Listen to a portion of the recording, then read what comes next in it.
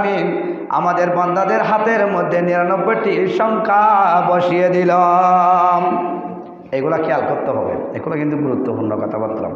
তাহলে আল্লাহ বলেন আইনামা তাকুনু ইউদরিকুমুল মাউত ওয়ালাউ কুনতুম ফি বুরুজিম মুশাইয়াদা। আল্লাহ পাক রব্বুল আলামিন কুদরতুল জবানে পাক পবিত্র কালামুল্লাহ শরীফের মধ্যে ইরশাদ ফরমাচ্ছেন যে ওগো আমার বান্দা, তোমাদের জন্য তোমরা যেখানে থাকো না কেন, তোমাদের জন্য আমি আল্লাহ তোমাদের জন্য মওতকে নির্ধারিত করে দিয়েছি। তোমাদেরকে মৃত্যুবরণ করতে হবে, আমি আল্লাহর ডাকে তোমাদেরকে সাড়া দিতে হবে। বলে করে বলুন সুবহানাল্লাহ। ওয়ালাউ কুনতুম ফি বুরুজিম মুশাইয়াদা, তোমরা যেখানে থাকো না কেন, আসমানের নিচে, জমিনের উপরে এবং জমিনের উপরে, জমিনের নিচে, এবং তোমরা যদি পাতালও বসবাস করো, তারপরও আমি আল্লাহর দ্বারা থেকে বাঁচতে পারবে না। আকাশের মধ্যে, বাতাসের মধ্যে এবং দুনিয়ার জমিনের মধ্যে যত জীব জন্তুর নিয়ে এবং মানব জাতি নিয়ে, দানব জাতি নিয়ে, যাদেরকে আমি রূহ দিয়েছি, ব্লাড দিয়েছি, রক্ত দিয়েছি, যাদেরকে আমি কথা বলার শক্তি দিয়েছি এবং রূহ দিয়েছি, কুল্লু নাফসিন যায়কাতুল মউত, সমস্ত প্রাণী আমি আল্লাহর ডাকে সাড়া দিতে হবে। বলে করে বলুন সুবহানাল্লাহ। তাহলে এবার আসুন, আমরা উসিলা তালাশ করতে হবে এবং সাড়া দিতে হবে। আমাদের মওতের বিছানার মধ্যে আমরা সব সময় মার্কেট করে থাকি, মার্কেট করি কিনা? আমরা মার্কেট করে থাকি সব সময়, কিন্তু মওতের মার্কেটের কথা কোনো আলেম ওলামা বলে নাই। তাইলে এবার আসুন, আমি 5টি জিনিস নিয়ে কয়েকটা কথা বলবো বাবা। তাইলে প্রথম নম্বর হচ্ছে, আল্লাহ পাক রব্বুল আলামিন কুদরতুর হাতের মধ্যে 5টি জিনিস রেখে দিয়েছেন। আল্লাহ কোনো বান্দা, কোনো বন্দিনী, কোনো মুহাদ্দিস, কোনো মুফতি, কোনো ফকিহ এবং কোনো আলেম এবং কোনো এমপি, মন্ত্রী, চেয়ারম্যান, মেম্বার ইত্যাদি ইত্যাদি আল্লাহর জগতের মধ্যে, সৃষ্টি জগতের মধ্যে 18,000 80,000 মাখলুকাতের মধ্যে যতগুলা আল্লাহর বান্দা বন্দিনী রাসূল পাক সাল্লাল্লাহু আলাইহি ওয়াসাল্লাম উম্মত নিয়ে আছে, কাউকে আল্লাহ পাক রব্বুল আলামিন 5টি জিনিসের ক্ষমতা দেন নাই। আল্লাহ বলেন ওগো বান্দা, এই 5টি জিনিস আমি আল্লাহ নিজে কুদরতুর হাতে লামকানের দপ্তরে আমি জব্দ করে রেখেছি। বলে করে হন সুবহানাল্লাহ। তাহলে 5টা জিনিস বলে আমি শেষ করে দেব। তাহলে আসুন, প্রথম নম্বর হচ্ছে হায়াত। ঠিক আছে কিনা? হায়াত দিয়েছে আমাদেরকে, হায়াত প্রথম নম্বর হচ্ছে হায়াত। তাহলে দ্বিতীয় নম্বর হচ্ছে মত, মত আছে কিনা? মত। তাহলে তৃতীয় নম্বর হচ্ছে রিজিক, রিজিক আছে কিনা? রিজিক। চতুর্থ নম্বর হচ্ছে ধন দৌলত। ঠিক আছে কিনা? ধন দৌলত। পঞ্চম নম্বরের মধ্যে খামসা, পঞ্চম নম্বরের মধ্যে হচ্ছে বাবা, সেটা হচ্ছে মান সম্মান, ইজ্জত, আবরাত। বড় করে হন সুবহানাল্লাহ। মান সম্মান আছে না? শোন না সাহেব। তাহলে বাবা এবার আসুন, প্রথম নম্বর নিয়ে আলোচনা করতেছি, হায়াত। আমাদেরকে হায়াত দিয়েছে কিনা আল্লাহ? আল্লাহ কোরআনের মধ্যে কুদরতুল জবানে এলান দিয়ে দিলেন, বিসমিল্লাহির রহমানির রহিম, আল্লাযী খালাকাল মাউতা ওয়াল হায়াতা লিয়াবলুয়াকুম আইয়ুকুম আহসানু আমালা ওয়া হুয়াল আজিজুল গফুর। বলে করে হন সুবহানাল্লাহ। আল্লাহ পাক রব্বুল আলামিন বলেন, ওগো আমার বান্দা, আমি তোমাদেরকে হায়াতের বাজেট সৃষ্টি করার আগে তোমাদেরকে আমি মতের বাজেট সৃষ্টি করেছি। আল্লাহ তো ওরকম বলে নাই। আল্লাহ বলতে লাগলেন, ওগো বান্দা, আমি তো বলি নাই আল্লাযী খালাকাল হায়াতা মাউতা বলি নাই। আমি তো বলেছিলাম আল্লাযী খালাকাল মাউতা ওয়াল হায়াতা লিয়াবলুয়াকুম বলেছি। আমি তো ও কথা বলি নাই আল্লাযী খালাকাল হায়াতা মাউতা। তাহলে এখান থেকে বুঝতে হবে আল্লাহ আমাদের হায়াতের আগে মতের বাজেট সৃষ্টি করে রেখেছেন। বড় করে হন সুবহানাল্লাহ।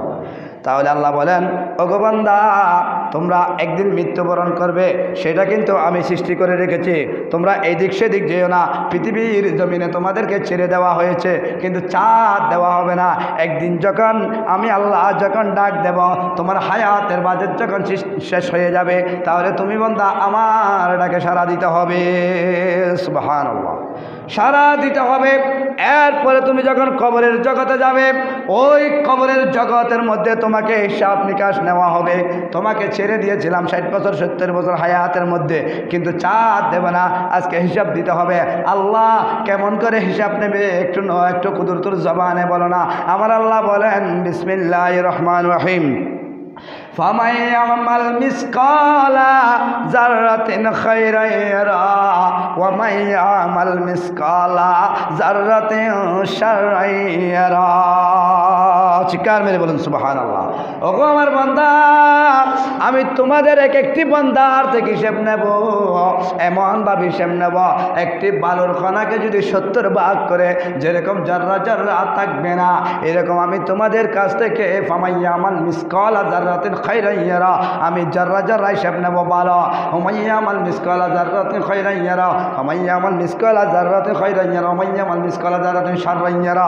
আমি ভালোটাও তোমাদের থেকে জাররা জাররা হিসাব নেব, খারাপটাও তোমাদের কাছ থেকে জাররা জাররা হিসাব নেব।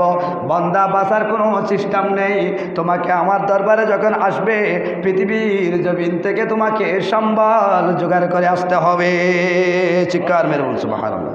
তাইলে এটা হচ্ছে কি মওতের কথা, হায়াতের কথা বললাম। তাইলে এবার আসুন মওতের কথা। তাইলে মওতের কথা বলুন। তাহলে আল্লাহ পাক রব্বুল আলামিন কোরআনের মধ্যে কুদরতুল জবানে এলান দিলেন বিসমিল্লাহির রহমানির রহিম। আমি একটু দ্রুত বলতেছি যেহেতু সময় কম। তাহলে কুল্লু নাফসিন যায়িকাতুল মউত, এটা কোরআনের আয়াত। কুল্লু নাফসিন যায়িকাতুল মউত। ওগো বান্দা, আমার দোস্ত হাবিবের উম্মত, তোমাদেরকে মৃত্যুবরণ করতে হবে। কেমন মৃত্যুবরণ করতে হবে? তোমরা যদি দুনিয়ার জমিনে আমি আল্লাহ এবং আমার হাবিবুল্লাহকে যদি মেনেছো, চলেছো, সুন্নত আদায় করেছো, তাহলে আমি আল্লাহকে মানা হয়েছে। এভাবে যদি সিরাতুল মুস্তাকিম মানে সোজা পথের মধ্যে যদি থেকে তুমি তোমার হায়াতকে অতিবাহিত করে যদি তুমি আল্লাহ রাস্তায় যদি মরতে পারো, তাহলে জীবন দান করতে পারো, আল্লাহ বলেন তোমার জন্য দুনিয়ার জমিনে চিন্তা ছিল, ক্ষোভ ছিল, কিন্তু কবরের জগতে তোমার কোনো ক্ষোভ হবে না, চিন্তা হবে না, টেনশন হবে না, পেরেশানি হবে না।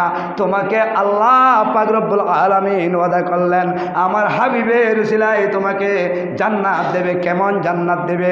এটার নাম হচ্ছে জান্নাতুল মাওয়া। ফাদখুলি ফি ইবাদ ওয়াদখুলি জান্নাত। চিৎকার মেরে বলুন সুবহানাল্লাহ। এভাবে জান্নাত দেওয়া হবে। তাহলে এবার আসুন আমরা মওতের কথাটা একটু স্মরণ করি। তাহলে বাবা আমাদেরকে বুঝতে হবে, আমরা সব মার্কেটে যাই কিনা? আমরা সব মার্কেটে যাই, কিন্তু এখানে কবরের কথা এসেছেন। কবরের কথার মধ্যে বলতেছে যে দৈনিক কবর আপনাকে 10টি বার করে আহ্বান করে। কয়বার? খবর ডাকে দেয় 10 বার। কে আল্লাহ কোন বাজুদুর খবর 10 বার ডাকি না, অবস্থা নদীয়ারা গোড়া ফার দৌড়লে ফেলাই দিয়ে আর একবার দেখে দে না হবা দেখের সময় নুমাই দেয়। সময় গেলে হয়তো হবা দম ফুরাইলে কান্দি মরিবি, হয় না? যাতে নিশ্চয় যাবি, হয়তো বুঝি তারবি যে কোথা করা হবা, এখন বুঝদিনি গা মাঝে জোর আছে উল্টে ফেলার বুঝদিনি, যাতে লাড়ি ধরে আড়িবা এত বুঝিবে। বুড়িকে বলে লাড়ি ধরে আড়েন, তো নাতি যার হয়তো বুড়ি হয়তো আবার তুই কি তোয়ার দেন, বুড়িরে হদ্দে তুই কি তোয়ার দেন, বুড়ি জবাব দে নাতি রে, ও নাতি হয়তো আত্মন পিছনে গেই গুদে হায়াতি খুঁজিজি বলে করে হস মহান আল্লাহ পিছু দিয়ে গেই গুদে হায়াতিন কিরে দেন তোয়ার দেন জেন সোয়াল এন কি জেন প্রশ্ন এন উত্তর, জেন সোয়াল এন জবাব। তাহলে বাজি হল আমি বলতে চেয়েছিলাম, তাইলে আমাদের সর্বপ্রকারের সর্বকিছুর মার্কেট আমরা হিসেব করি কিনা? আমরা মার্কেটে যাওয়ার জন্য হিসেব করি, টাকার জন্য হিসাব করি, এবং আমাদের আহলে পরিবারের জন্য কেনাকাটার হিসাব করি। আমরা ইত্যাদি দুনিয়ার জমিনে সর্বপ্রকারের সর্বকিছু হিসাব করি, কিন্তু আমরা একটা জিনিস আকল করে দেখি নাই, বিভাগ করে হাঁটাই নাই। একটা জিনিস দেখি নাই, আমাদের তো একটি মতের হিসাব আছে কিনা? মতের হিসাব আছে বাবা। ওখানে যখন আমি মৃত্যুবরণ করব, আমার জন্য বেশি টাকা প্রয়োজন হবে না, আমার জন্য 6টি জিনিস কিনা হবে। চিৎকার মেরে বলুন সুবহানাল্লাহ। 6টি জিনিস কিনা হবে, বেশি দাম দিয়ে না। আমরা যখন মার্কেটে যাই একটি কাপড় কিনতে, তাহলে ওখানে আমরা কি করি? আমরা ওই মার্কেটে 2000, 5000, 10,000, 8000 টাকা দিয়ে কি করি? আমরা কাপড় বিক্রয় করি কিনা? করি না? ঈদের সময় করি, এমনও করি। যাদের টাকা পয়সা আল্লাহ দিয়েছে, ধন সম্পদ, তারা বেশি করে। তাহলে শুনেন, এখানে এত টাকা লাগার দরকার নেই। এখানে লাগবে শুধুমাত্র 1530 টাকা দিয়ে তুমি দুনিয়ার জমিন থেকে কবরে যাবে। বলে করে হন সুবহানাল্লাহ। তাইলে এগুলা কি শুনুন, আমাদের জীবনের শেষ মার্কেটের কথাটা একটু শুনে নিন, এরপরে শেষ করে দেব। প্রথম নাম্বার কাফন। কাফন লাগে না রাতুন? হ্যাঁ, মেয়ের জন্য কয়টি? 5টি, ছেলের জন্য 3টি। কারণ আদম হাওয়া আলাইহিস সালাতু ওয়াস সালাম যখন আদম এবং মা হাওয়া